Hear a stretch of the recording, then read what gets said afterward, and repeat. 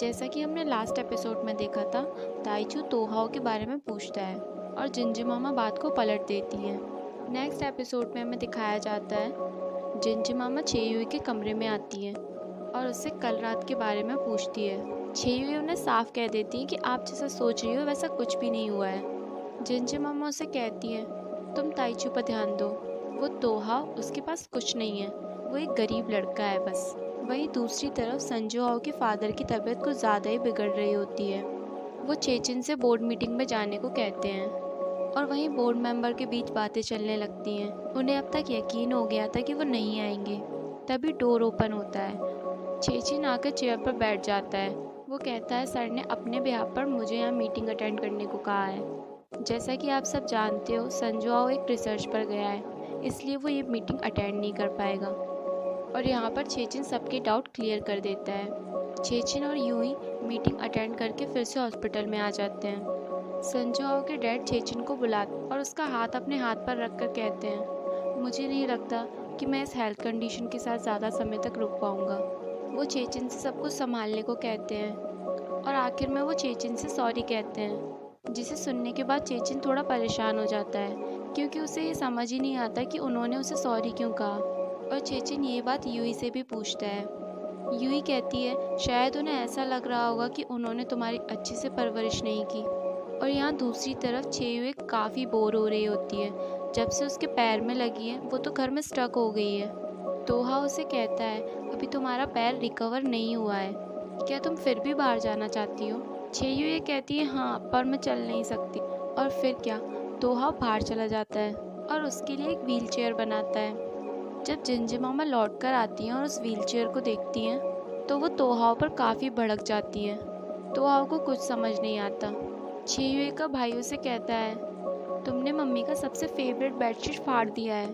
तोहाओ अपनी गलती के लिए जिंजिमामा से माफ़ी मांगता है और तभी पीछे से चेयुए आ जाती है और वो अपनी व्हीलचेयर को देख के काफ़ी खुश हो जाती है। पर फिर भी जिंजिमामा तोहाओ को काफ़ी कुछ सुना देती है। तभी ताइचू भी वहाँ पर आ जाता है और वो भी चेयुए के लिए व्हीलचेयर लाया होता है। जिंजिमामा चेयुए को ज़बरदस्ती ताइचू की व्हीलचेयर पर बिठा देती है। तोहाओ काफ़ी उदास हो जाता है पर वो फिर भी हार नहीं मानता। वो सैंड पर डॉल्फिन बनाता है जिसको देखकर चेयुए काफ़ी एक्साइटेड हो जाती है। चेयुए उसे कहती है, ये तो उसी वाइट डॉल्फिन की तरह लग रही है। ताइचू ये बात सुनकर हैरान हो जाता है और वो कहता है, क्या तुमने वाइट डॉल्फिन देखी? चेयुए कहती है, पर वहाँ जाने का कोई सीधा रास्ता नहीं है, वहाँ पहुँचने का रास्ता उस गुफा से ही होकर जाता है। ताइचू से कहता है, क्या तुम मुझे वहाँ लेके चलोगी? तोहाओ कहता है, मैं तुम्हें वहाँ पर लेके चलूँगा। ताइचू कहता है, पर मैं चेयुए के साथ जाना चाहता हूँ। चेयुए कहती है, हाँ हाँ बाबा, हम तीनों वहाँ पर चलेंगे। जिंजिमामा की शॉप पर एक आदमी आता है जो उसे कुछ पर्चे बांटने को कहता है और इसके बदले में वो उसे कुछ पैसे भी देता है। और तभी जिंजिमामा के दिमाग में एक आइडिया भी आता है। वो डिनर टेबल पर सबको कहती है कि तोहाओ को हम इंडोनेशिया भेजेंगे काम करने के लिए, ताकि वो जल्दी से हमारा कर्जा चुका दे और वो यहाँ से फ्री हो जाए। चेयुए जिंजिमामा से कहती है, वो अकेला इतने बड़े शहर में कैसे जाएगा? जिंजिमामा काफ़ी इमोशनल बातें कहती है और तोहाओ मना नहीं कर पाता और वो जाने के लिए हाँ कर देता है। तोहाओ चेयुए को अपनी बनी हुई व्हीलचेयर पर घुमा रहा होता है। चेयुए तोहाओ से कहती है, क्या तुम सच में वहाँ जाना चाहते हो? तोहाओ मना करता है पर वो ये भी कहता है, पर क्या मैं इस घर में रहना जस्टिफाई करता हूँ? चेयुए उसे कहती है, अगर तुम्हें वहाँ अच्छा नहीं लगे तो तुम उसी दिन वहाँ से आ जाना। तोहाओ कहता है, मैं वहाँ से खूब सारा पैसा कमा कर लाऊंगा। नेक्स्ट डे तोहाओ रेडी होकर आ जाता है। जिंजिमामा उसके लिए कुछ स्नैक पैक कर देती है और वो तोहाओ से कहती है, चेयुए ने ये तुम्हारे लिए रखा है। वो उसे काफ़ी पसंद करती है और वो उसे किसी को छूने भी नहीं देती। पता नहीं उसने ये तुम्हें कैसे दे दिया।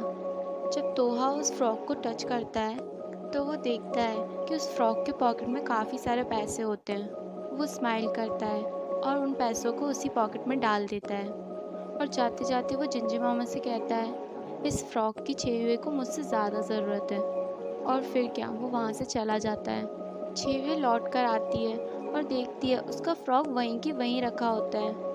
वो उसे देख ही रही होती है कि पीछे से टीवी की आवाज़ आती है जिसमें एक रिपोर्टर कह रहा होता है कि लोगों के साथ स्कैम हो रहे हैं। इंडोनेशिया ले जाने के बहाने इनलीगली लेबर्स को हायर कर रहे हैं। छेयुए जैसे ही ये न्यूज़ सुनती है वो घर से भागते हुए निकल जाती है। यहाँ तोहाओ भी अपनी बोट पर बैठकर निकल ही गया होता है। छेयुए वहाँ पहुँचकर उसे आवाज़ लगाती है, उसकी तरफ देखकर हाथ भी हिलाती है, पर उसे कुछ सुनाई नहीं देता। उसे लगता है कि वो उसे बाय कर रही है। वो भी उसे हाथ हिला देता है। उसके बार बार हाथ हिलाने पर वो बोटमैन से कहता है, क्या तुम थोड़ी देर बोट को रोक सकते हो, पर वो नहीं मानता। और छेयुए के इतने चिल्लाने पर वो अपनी नाव से कूद जाता है। और फिर क्या, छेयुए भी पानी में डुबकी लगा देती है, क्योंकि वो जानती है कि तोहाओ को तैरना नहीं आता। वो उसे पानी से निकालती है और उसे उठाने की कोशिश करती है। वो उसे सीपीआर भी देती है, और जैसे ही वो उठता है वो उसे मारने लगती है और कहती है, जब तुम्हें तैरना नहीं आता तो तुम पानी में क्यों कूदे, तुमने तो मुझे डरा ही दिया। छेयुए तोहाओ को बताती है कि वो लोग ह्यूमन ट्रैफिकर हैं। वो अच्छी सैलरी का बहाना करके यहाँ से लोगों को लेकर चले जाते हैं। तोहा उसे थैंक यू कहता है कि लाइफ बचाने के लिए। छेयुए कहती है, तुम्हें बचाने के चक्कर में मैं पहले ही अपना फर्स्ट किस खो चुकी हूँ। तोहाओ कहता है, क्या तुमने पहले भी मुझे सीपीआर दिया है? वो कहती है हाँ। तोहाओ कहता है, आर्टिफिशियल ब्रीथिंग और किस में डिफरेंस होता है? छेयुए कहती है, they are both mouth to mouth touches, what is the difference? तोहाओ स्माइल करता है और छेयुए को अपने करीब लाके उसे एक किस कर देता है। छेयुए की आंखें फटी की फटी रह जाती हैं और तोहाओ उसे कहता है, क्या अब तुम्हें दोनों के बीच डिफरेंस पता चला? छेयुए उसे काफ़ी चिल्लाती है और तोहाओ तो सिर्फ हंस रहा होता है। तोहा सीरियस होकर उसे कहता है, मैं तुम्हें छोड़कर कभी नहीं जाना चाहता और कहीं नहीं जाना चाहता। और वो एक बार फिर उसे किस कर देता है। नेक्स्ट सीन में हमें दिखाया जाता है सभी लोग लंच कर रहे होते हैं। जिंजिमामा उसे मीट ऑफर करती है और उसे माफ़ी भी मांगती है। वो कहती है, अगर मुझे ऐसा कुछ पता होता तो मैं तुम्हें कभी जाने को ही नहीं कहती। तोहा जिंजिमामा को माफ़ कर देता है और कहता है, जब से मेरी मेमोरी गई है आप ही लोग मेरी फैमिली हो। क्या मैं यहाँ रह सकता हूँ तब तक जब तक मेरी मेमोरी वापस नहीं आ जाती? जिंजिमामा काफ़ी चौंक जाती है। वो कहता है, मैं यहाँ का सारा काम कर दूंगा, डिलीवरी भी मैं ही संभाल लूँगा। छेयुए का भाई जल्दी से हाँ कर देता है। वो छेयुए से पूछता है, तुम क्या कहती हो?